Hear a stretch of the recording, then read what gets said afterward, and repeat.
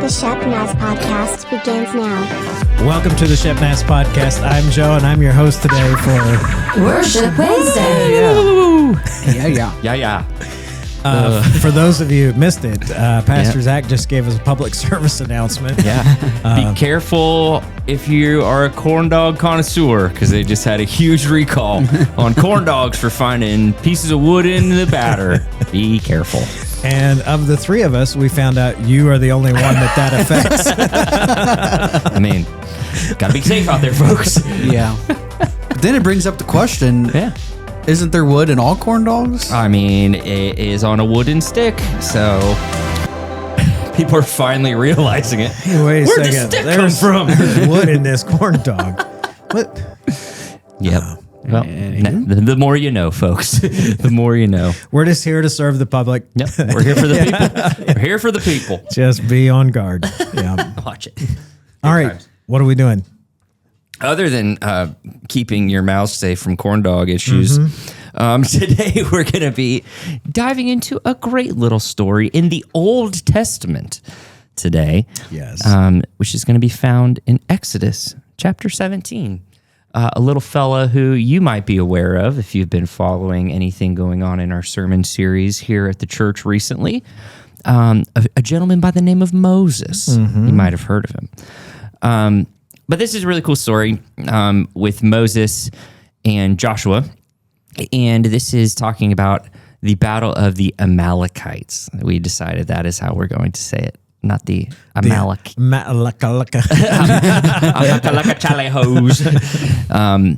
so there was a battle going on with the Amalekites. And they attacked Israel.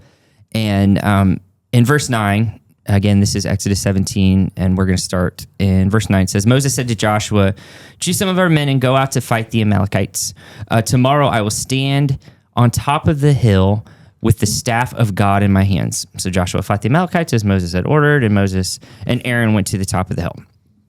So here's where things get interesting. And you're wondering, okay, we're talking about battles, and what does that have to do with worship, right? You've heard us talk about, some of the ways that we express worship during a service, or, I guess not during a service, just when you're worshiping. What's Sure. an outward expression? An expression of surrender is to raise your hands. And it's just a sign of worship and surrender to the Lord. We don't raise our hands just because that's the cool thing to do in worship, right? It's truly a physical posture of surrender that happens in worship, saying, all right, God, everything I am is yours. This moment is all for you. I'm surrendering. My hands are up. So Moses goes to the top of the hill, and he's got his hands up, and he's worshiping God as this battle is going on. But the longer the battle goes, if you've been in a, like I think of worship nights that I've gone to, and I'm just like, I'm worshiping. And after a couple songs, I'm like, my arms are tired. Like my fingers are starting to go numb, and I want to worship, but I'm going to have to get the blood flow right again and put my hands down and just kind of be in that posture down here. But what happened during this battle was anytime that Moses' hands went down, the battle started to turn the other way, and the Amalekites were kind of getting the better hand. And so anytime that Moses' hands were up, they were winning the battle. So that kind of brings a dilemma. We are only human, and we only have human strength to a certain extent. So what happens when we can't physically lift our hands anymore, or in our cases, a lot of times spiritually or emotionally, we can't raise our hands to worship? But this is the beautiful thing of this story, and what I really want to hit on today is it said that he went up there on top of the hill with Aaron and Hur, right? So he's at the top of the hill. He's not by himself. And it said that when he got tired, they literally brought a rock over and had him sit, and they would physically hold his arms up for him. So out of his own strength, when that failed, he had people surrounding him to continue to help him raise his hands in worship. And so that paints a really beautiful picture of, specifically what we do, but even more so for all of us, the importance of having the Aarons and the Hurs in your life. When there's been so many times in my life where I'm physically just exhausted, we get up pretty early to come and do worship, and you're having to instantly jump in. I'm not a morning person. I don't know about y'all. I hate mornings, not my thing. And so to get here at like 7:15 in the morning after a long night of my kids not letting me sleep or had a long week and I'm just pooped. And I'm like, all right, I got to get up there and give it my all. Like, I don't have it in me. But what I love about our team, and specifically like what I love about people like Noah specifically, and you, Joe, I mean, like I've just surrounded myself with people who, but are, you know, to have Aaron's and Hurs in your life, people that when you don't have it in you anymore, to have people surrounding you that can say like, no, we're in this together. Like we're going to worship together. And though I personally have not had anybody come up on stage with me and strum the guitar for me or hold my hands up or bring me a rock to sit on during worship, I have had so many people in my life, and especially you two sitting around this table, that in my moments of like, I'm just not feeling it today, I don't have it in me, I'm not spiritually ready to do this, I'm not emotionally in a place where I can do this, to have people in my life that can say, hey, I see that you don't have it, but there's still a battle going on and we need to fight it together. So to have people come alongside you and lift you up during that, and sometimes physically lift you up, you know, I'll just say this, there is so much power in a real hug on a Sunday morning. Oh, yeah. I mean, I know that sounds silly, but like, you know, I think of you, Joe, and I think of Chad LeMay. I know I'm sorry, this is the new Chad LeMay cheerleading podcast here, apparently. But like having people like that who, whether they know it or not, you know, are just there to lift you up when you need it the most. Mm-hmm. And in this case, that's the whole reason that they won the battle, was because that Moses had his hands up, and when he physically couldn't do it anymore, he had people like Aaron and Hur up there with him to help battle through this together. So I think it's super important for us to surround ourselves with people like that. And to recognize also, and this is something that I have been working on just in my personal private life, is, you know, I am so guilty of hiding when I am not feeling it. Like I feel like I have to be the guy that has it all together. Mm-hmm. And some people might argue, because I am a pretty open book, but I don't like feeling weak. I don't like feeling like I don't have my crap together. So a lot of times I'll come in exhausted or not feeling it or tired and just fake my way through it. Say like, nope, we got this, guys. When had I just been honest and said like, yo, I need somebody to lift me up today, how different that outcome of that battle, quote unquote, could have looked. And a lot of times we rely so much just on ourselves and on our own strength that we don't tap into the power and beauty of the relationships of the people that God has put in our lives. Mm-hmm. And I think that's extremely important that we do that. Yeah. I'm probably guilty of that when it comes time for prayer requests. Yeah. Like, you know, there'll be a circle of prayer requests and like, you know, quite a few people will chime in. I'm like, they got enough to pray for. Right. like you don't want to start on my list, because once we get started, like it's going to get deep. So I mean, I know sometimes I'm guilty of that as well. Mm-hmm. One of the things that I really like about this picture of Moses is, think about if you're in his spot. Mm-hmm. I mean, first of all, you put your hands up and you recognize that as long as I'm praising the Lord, my hands are up. Mm-hmm. He's causing the battle to go the right direction. Mm-hmm. But eventually I run out of the strength to hold my hands up. I'm not actually doing anything in the battle. All I'm doing is holding my hands up, right. And the Lord's doing all that work, but then I can't even hold my hands up. Mm-hmm. And so like you would think, you know, Moses, really all you have to do to win this battle is keep your hands up in the air, right? And so that would seem like, okay, I could just pay the price, but there comes a point where you're just at the end of your own strength. Mm-hmm. So then when someone else is coming alongside him and holding his hands up, at that point you realize how much it's not me. Because not only is God the one that's doing it when I have my hands up, I can't even hold my hands up. Right. So somebody else is holding. So like I am a completely empty vessel at this point.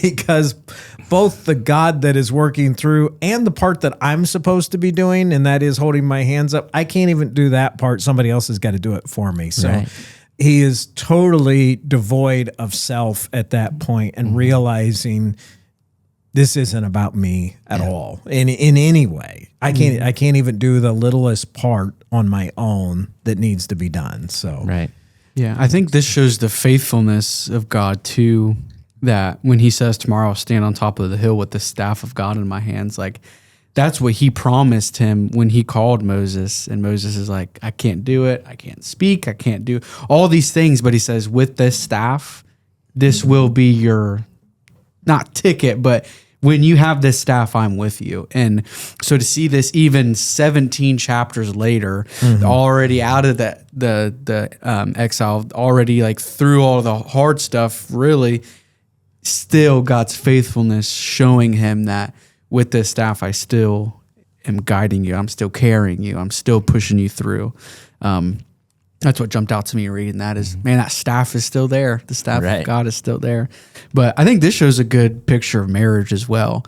That marriage is not 50-50. You bring 50, I'll bring 50 to make an equal 100. Like that's not marriage. Like what I'm learning is that there's days that my wife needs to hold me up because there's times that I don't have enough. And I almost made a joke about saying there's a lot more days where I have to, but there's not. I'm kidding. But there are days that I have to hold her up and there's days that I have to carry more than she's carrying. And I think that when we take worship outside of a music context and take it to a life of worship, that the best way I can worship God is doing that for her, and to that unity that we have by holding her up so she can worship, so we can both worship together, and that I can carry some of the load, and then she comes and carries some of the load. I think, and then this thing, the Lord is my banner. Like that's how we fight, is together, and that's how we fight things that are against us, is holding each other up. Yep, 100%.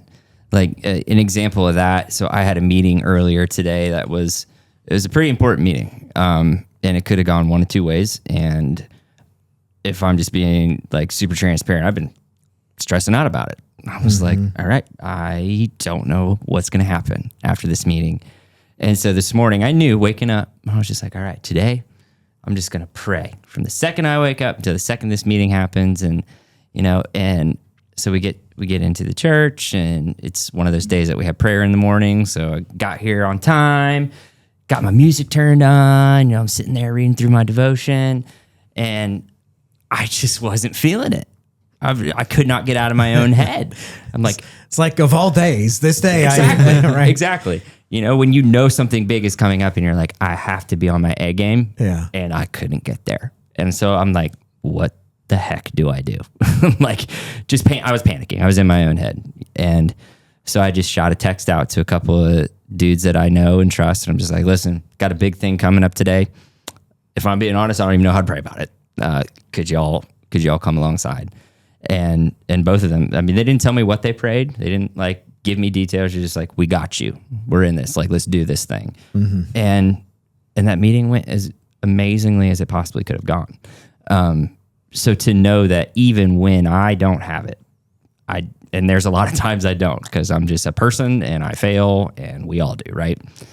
To know that, one, we're not fighting it alone because the Lord is doing it, right? Same thing that we read, that Moses' part, his only part was just to keep his hands up. He didn't swing a sword.